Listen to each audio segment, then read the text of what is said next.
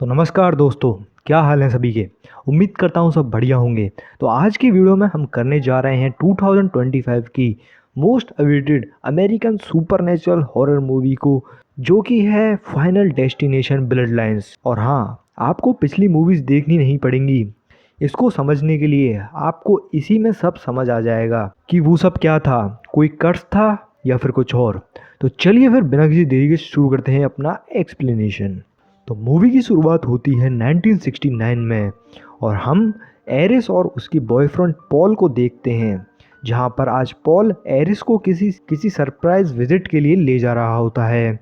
वो उसे लाके एक जगह खड़ा करता है और उसकी आंखों पर लगे कपड़े को हटाता है, जिसके बाद अपने सामने वाले नज़ारे को देखकर एरिस शॉक हो जाती है, क्योंकि आज पॉल उसे लेकर आया है स्काई व्यू रेस्टोरेंट में, जो कि अभी तक का सबसे लंबा 494 फीट लंबा रेस्टोरेंट है, जिसके आज ही ओपनिंग होने वाली है। अब यहाँ पर पॉल बहुत ही ज़्यादा एक्साइटेड है और एरिस इससे काफ़ी ज़्यादा खुश होती है। बस वो थोड़ी सी नर्वस थी, क्योंकि उसे इतनी ऊंचाई पर जाना थोड़ा खतरनाक लग रहा था। खैर, अब ये लोग अंदर जाते हैं और हम बाहर एक बच्चे को वाटर फाउंटेन के अंदर कॉइन डालते हुए देखते हैं, जो कि थोड़ी सी अजीब बात थी। और जब भी उसे एक गार्ड रोकने लगता है कि वो ऐसा ना करे क्योंकि ये बैड लक लाता है, तो बच्चा इस बात को सुनकर वहाँ से चला गया होता है। फिर हम देखते हैं कि एरिस और पॉल लिफ्ट में जाते हैं, जो कि अब तक की सबसे लंबी लिफ्ट है, जो कि 9000 टन्स का वजन सहन कर सकती है। अब यहाँ पर होटल का स्टाफ काफ़ी ज़्यादा खुश और एक्साइटेड हो जाता है और लिफ्ट मैन को देख कर ही हम समझ जाते हैं कि उसके खुशी का कोई ठिकाना नहीं था, जो कि सबको बहुत ही ज़्यादा खुशी से वेलकम करते हुए होटल की खूबियाँ बता रहा था। और वो ये भी कहता है कि ये रेस्टोरेंट अपने समय से 5 महीने पहले ही बन के तैयार हो गया था, जिससे हमें पता चलता है कि यहाँ पक्का कोई गड़बड़ होने वाली है। सभी काफ़ी एक्साइटेड होते हैं, खुश होते हैं और एंजॉय कर रहे होते हैं।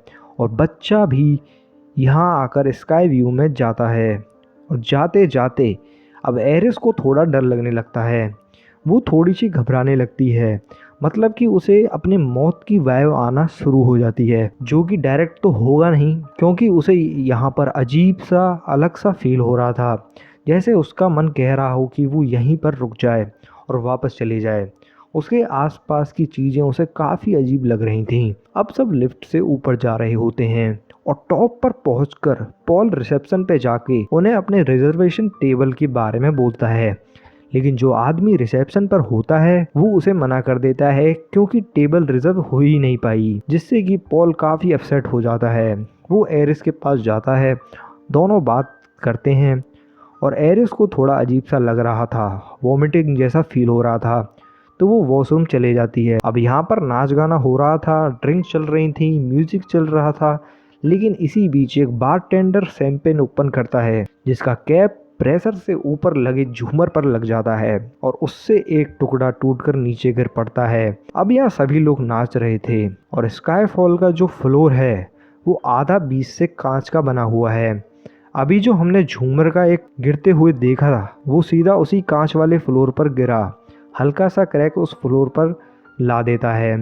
अब हम नीचे लगे बिल्डिंग पॉइंट्स को देख पाते हैं, जो कि हिल रहे थे, क्योंकि वजन काफ़ी ज़्यादा था, जिससे हमें पता चलता है कि होटल 5 महीने पहले बनाने का कोई फ़ायदा नहीं होता, वो और टाइम लेके और बढ़िया कर सकते थे।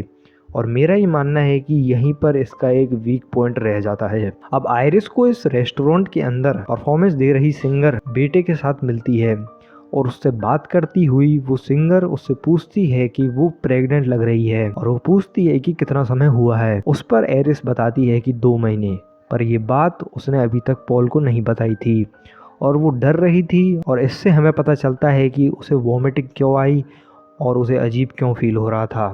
खैर, वो लेडी उसे ब्लेसिंग देती है और अपने बेटे के साथ वक्त बिताने लगती है। कुछ समय बाद अब एरिस वापस पॉल के पास आती है, जो कि उसे ओपन एरिया में लेके जाता है और वो बातों ही बातों में उसे शादी के लिए प्रपोज कर देता है, जिससे कि वो काफ़ी खुश थी। अब एरिस फाइनली पॉल को अपने प्रेगनेंसी के बारे में बताती है, लेकिन जैसे वो एक्सपेक्ट कर रही थी वो सुनकर गुस्सा करेगा, लेकिन वो बिल्कुल नहीं होता, उल्टा वो ही ज़्यादा खुश हो जाता है और वो उसे रिंग पहनाता है जो कि थोड़ी सी टाइट होती है, लेकिन वो कहती है ये सही है। अब हम यहाँ पे उसी बच्चे को देख पाते हैं जो कि नीचे कॉइन्स फेंक रहा होता है, लेकिन फिर गार्ड उसे रोकता है कि ऐसा मत करो, इससे कोई ख़त्म हो सकता है, क्योंकि सिक्का अगर ऊपर से गिरेगा तो बुलेट लाइक इफ़ेक्ट आएगा।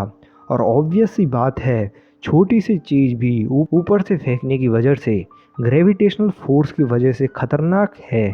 खैर वो बच्चा उसकी बात नहीं मानता और वो सिक्का फेंकते ही रहता है, जो कि एक हवा के प्रेशर से विंड में घुस जाता है और एक फैन में अटक जाता है। और अब ध्यान रखना, ये कॉइन है, ये काफ़ी इम्पोर्टेंट रोल प्ले करता है यहाँ पर।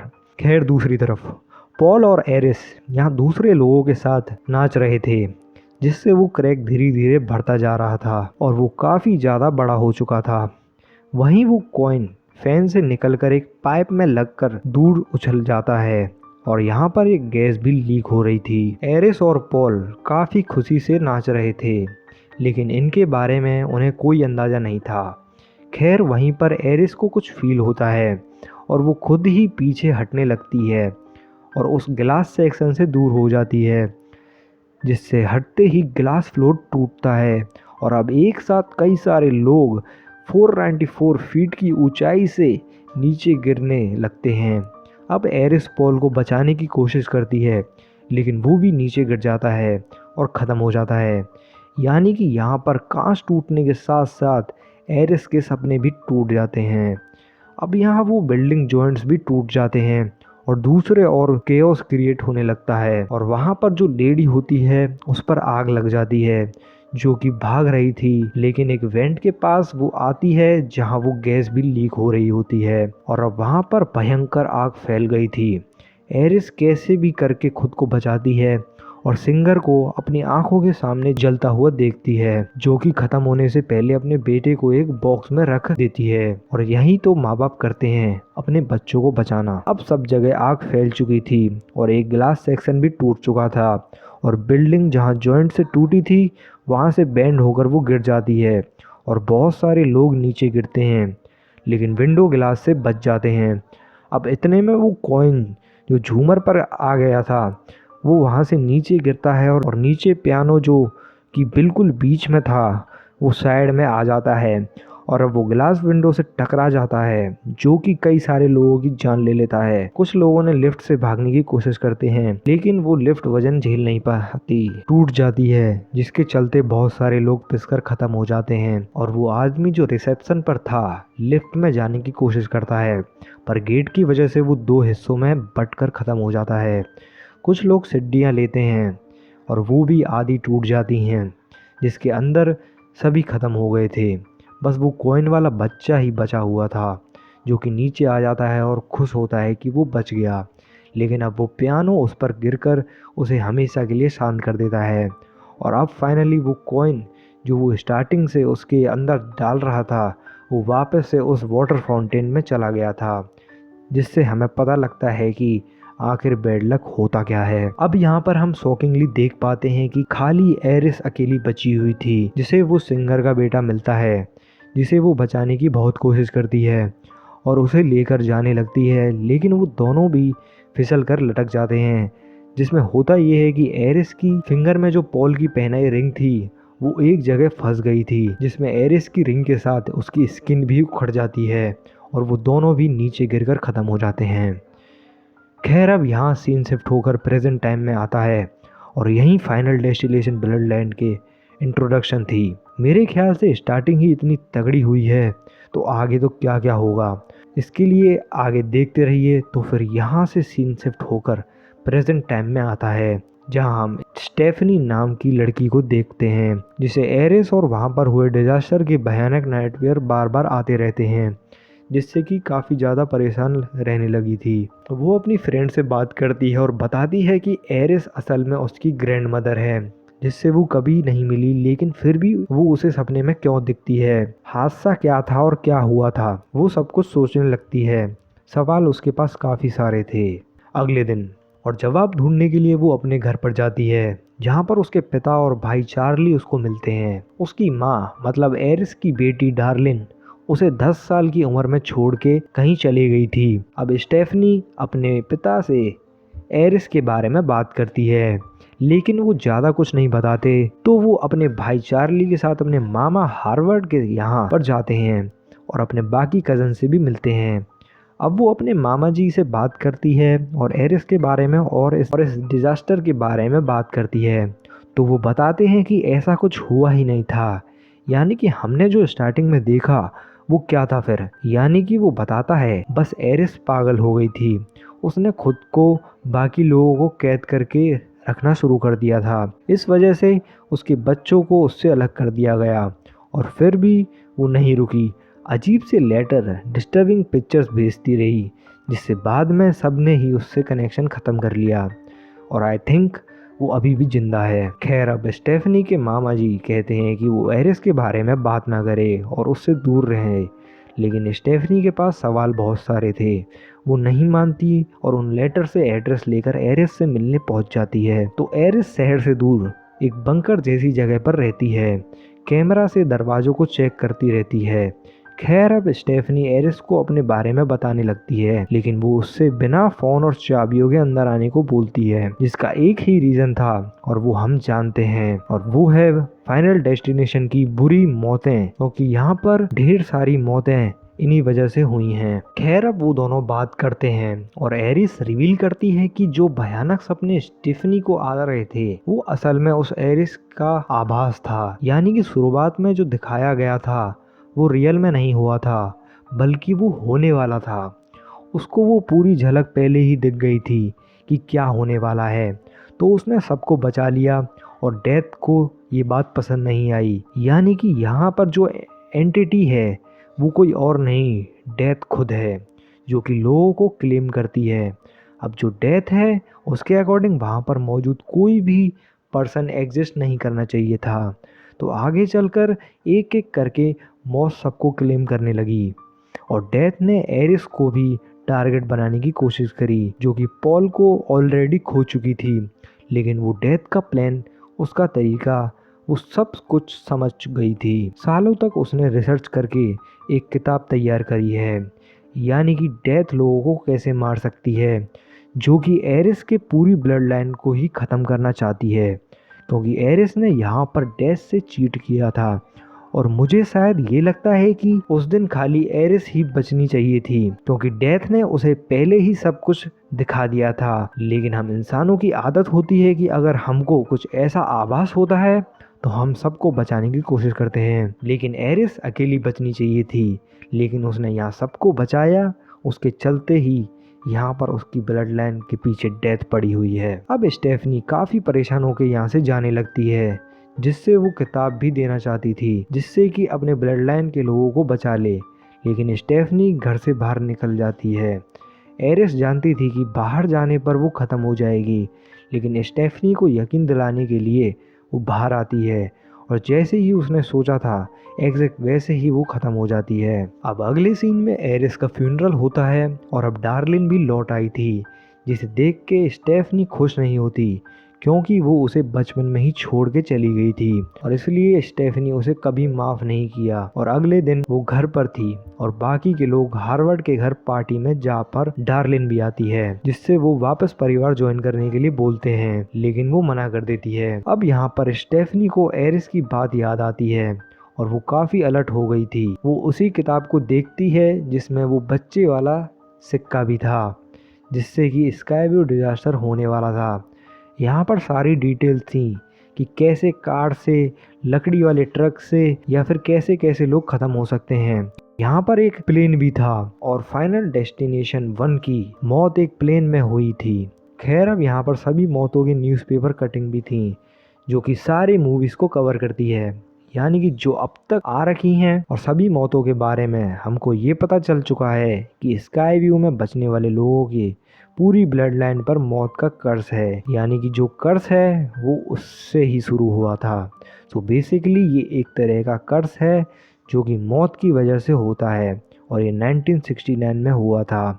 और एरिस को सबसे पहले इस चीज का आभास हो गया था और उसके बाद से ही लोग उस स्काई व्यू के अंदर खत्म होने चाहिए थे। डेथ ने उनके ब्लड लाइन को ही कर्स कर दिया और ये सभी लोग यहाँ पर खत्म हुए हैं, यानी कि पहले की मूवीज के अंदर वो सब इसी वजह से हो रहा था। ओके, तो यहाँ पार्टी के अंदर एक कांच का टुकड़ा एक ड्रिंक के अंदर चला जाता है और ट्रैम्पोलियन के नीचे एक गार्डन टूल भी था और ट्रैम्पोलियन पर लोग उछल रहे थे, लेकिन डार्लिन वो टूल देखकर हटा देती है।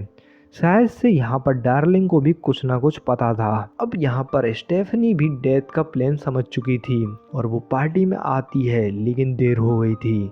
डेथ अपना काम शुरू कर देती है, जिससे एक बोतल वाटर पंप के ऊपर गिरकर उसे ऑन कर देता है। पंप का पानी एक जगह पाइप में जमा हो जाता है, जो कि टूल्स को गिराने लगता है और वो गिलास पीस वाला ड्रिंक नीचे गिर गया था, जिसका गिलास पीस हार्वर्ड के पैर में लगता है और वो स्लिप होकर नीचे गिरता है और गार्डन टूल जो कि वाटर प्रेशर से गिर रहे थे वो ग्रास कटर पर गिरकर उसे चालू कर देते हैं और वो सीधा हार्वर्ड के मुंह पर चल जाती है, जिससे कि वो वहीं पर खत्म हो गया था। उसके फ्यूनरल के बाद स्टेफनी उस किताब को पूरा पढ़ती है, जिसके अंदर उसे एक नाम मिलता है जो कि था जेबी, जो कि किसी सर्वाइवर से मिलना था और जेबी को फाइनल डेस्टिनेशन फैंस जानते हैं और नहीं पहचाना तो थोड़ा सा वेट करो। स्टेफनी अपनी फैमिली ट्री बनाती है, जिसके अंदर एरिस, पॉल, उनके बच्चे हार्वर्ड और डार्लिन और आगे हार्वर्ड के बच्चे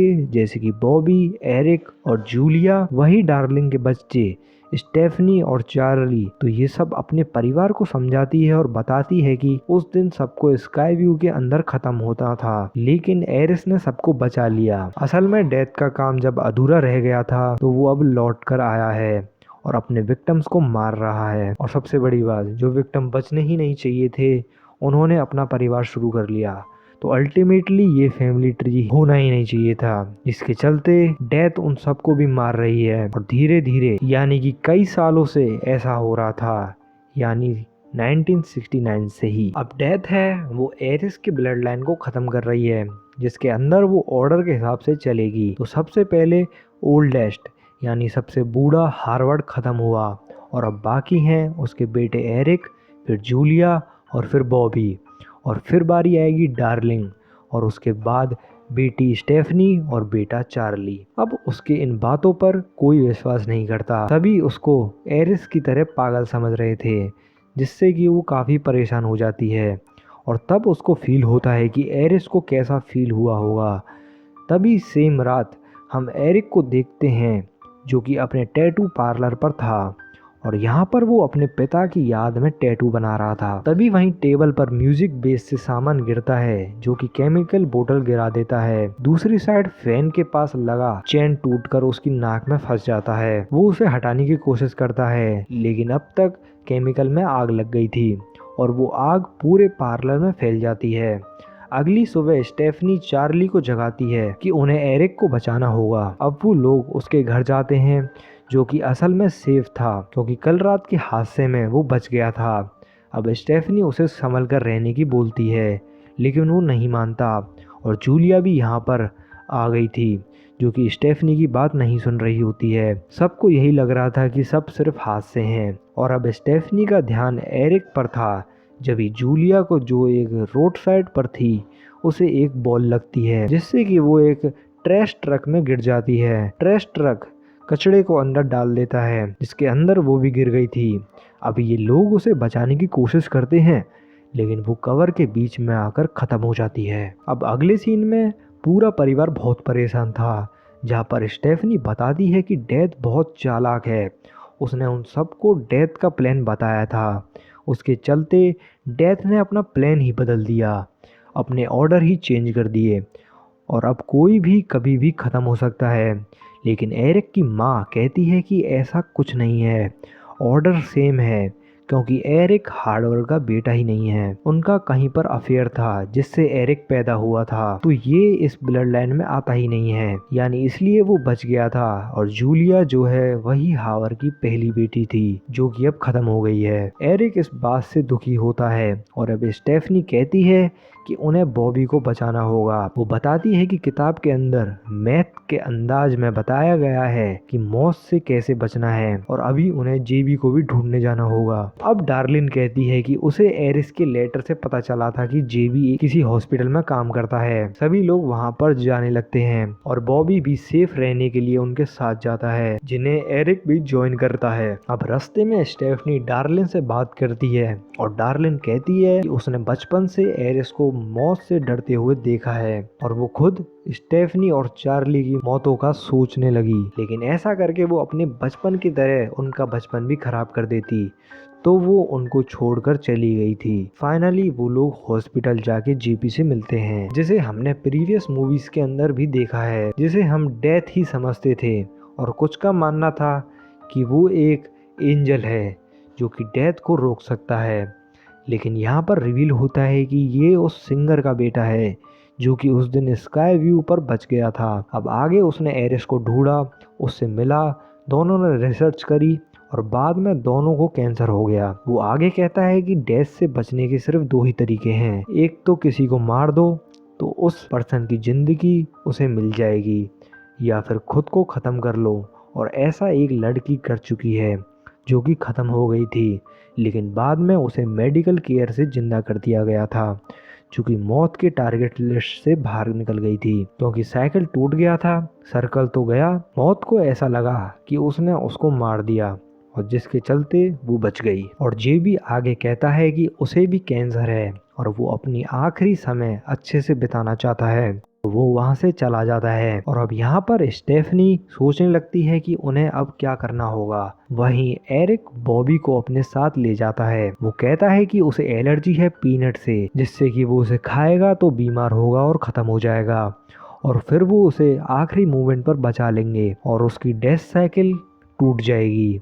अब ये लोग पीनट बिस्कुट लेते हैं, लेकिन वो मशीन में फंस जाता है, जिस पर एरिक गुस्से से उस पर हाथ मारता है और असल में वहाँ का ग्लास ही ब्रेक हो जाता है और वो मशीन को टिल्ट करके पैकेट निकालता है, जिसमें से एक स्प्रिंग बाहर आ जाती है। अब ये सामने ही मौजूद एमआरआई रूम में जाते हैं, जहाँ पर मशीन ऑन होने से मैग्नेट फील्ड तेज होने लगती है, जो कि एरिक के बॉडी के पियर्सिंग को खींचने लगी और उसके पीछे चेयर भी थी और वो भी मशीन में आती है, तो वो अब क्रैश होकर ख़त्म हो जाता है। और यहाँ पर अब ज़्यादा दिमाग मत लगाना कि ऐसा कैसे हो गया था, तो मैं आपको बता दूँ ये मूवीज़ हैं, यहाँ कुछ भी हो सकता है।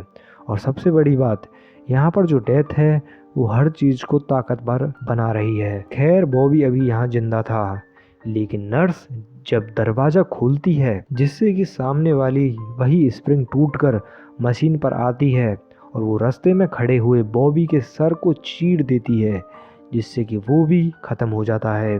यानी कि डेथ ने और लोगों को भी मार दिया। खैर अब तक स्टेफनी अब तक काफ़ी ज़्यादा परेशान हो गई थी, क्योंकि डेथ को ट्रिक करने पर चीज़ें और ख़राब होती हैं। और वो डार्लिंग और चार्ली से बात करती है, जहाँ पर डार्लिंग कहती है कि वो एरिस वाले केबिन में रहेगी, जहाँ एरिस डेकेड्स तक सेफ थी, तो वो भी वहीं पर रह सकती है। लेकिन वो दोनों उसके साथ जाते हैं। अब उनके जाने के बाद हम उस कॉइन को देखते हैं जो वहाँ पर गिर गया था, जिसे एक लेडी अपने पास रख लेती है। खैर यहाँ पर केबिन लॉक्ड हो रखा था, तो स्टेफनी मेन एंट्रेंस तोड़कर अंदर जाती है, जिससे लाइट केबल डिस्टर्ब होती है और स्पार्किंग शुरू हो जाती है। उसकी सीट बेल्ट अटक गई थी और वो डार्लिंग से कहती है कि वो अंदर जाए ताकि वो बचे, तो स्टेफनी खुद भी सेफ रहेगी।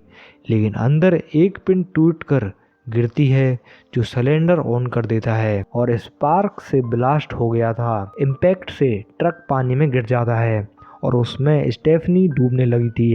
अब यहाँ पर डार्लिन पर भी एक पिलर गिरने से वो खत्म हो गई थी और चार्ली स्टेफनी को बचाने जाता है, जो कि बेहोश हो जाती है, जिसे वो होश में लेकर आता है। वो कहता है कि वो ख़त्म हो चुकी थी और अब वो जिंदा है, मतलब कि अब साइकिल टूट चुकी है।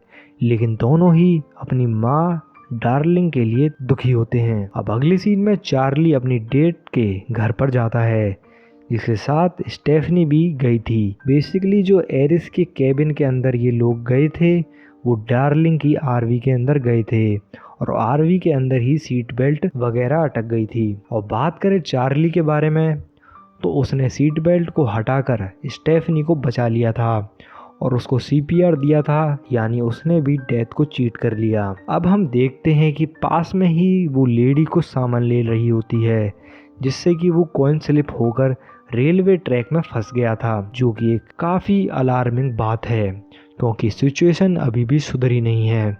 और यहाँ पर मैंने आपको स्टार्टिंग से कहा था जो कुछ भी स्टार्ट हुआ था वो इस कॉइन से होने वाला था, और अब देखें तो अब यहाँ पर जो अब ख़त्म होगा वो भी इसी कॉइन से होगा। यहाँ पर स्टेफनी और चार्ली को डॉक्टर मिलते हैं जो कि बताते हैं उस दिन स्टेफनी बस बेहोश हुई होगी, वो मरी नहीं थी, जिसको सुनकर दोनों परेशान हो जाते हैं क्योंकि साइकिल अभी भी जारी है, यानी कि ख़त्म होने का मतलब होता है कि दिल धड़कना रुक जाए, सांस रुक जाए, सब कुछ बिल्कुल ख़त्म, और उसके बाद उसको प्रॉपर तरह से रीजनरेट करा जाए, तब माना जाता है कि वो ख़त्म हुआ था। लेकिन उन लोगों ने कभी भी डेथ को चीट नहीं करा, इसके चलते ये काफ़ी परेशान हो जाते हैं। उनको पता चल गया था कि डेथ उनके पास आने वाली है, तभी वहाँ पर अजीब सा आवाज़ होने लग गया। अब इतने में ही जो ट्रेन होती है वो कॉइन की वजह से, यानी कि कॉइन ट्रैक के अंदर फंस गया था, जिस वजह से ट्रेन जो होती है वो ट्रैक से फिसल कर रोड पर आ गई थी।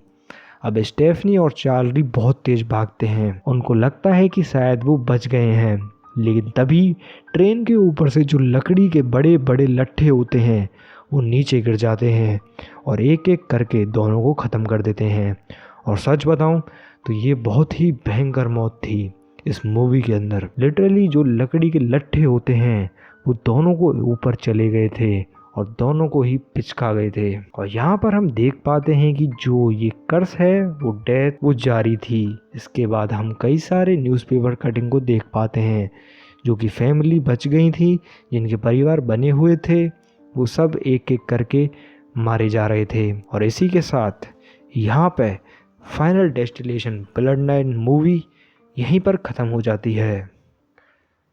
तो दोस्तों आज की वीडियो में इतना ही। बाकी चैनल को सब्सक्राइब कर देना, वीडियो को लाइक कर देना और कमेंट में बताना कि आपको ये मूवी कैसी लगी। मैं मिलता हूँ नेक्स्ट वीडियो में, जब तक के लिए बाय बाय।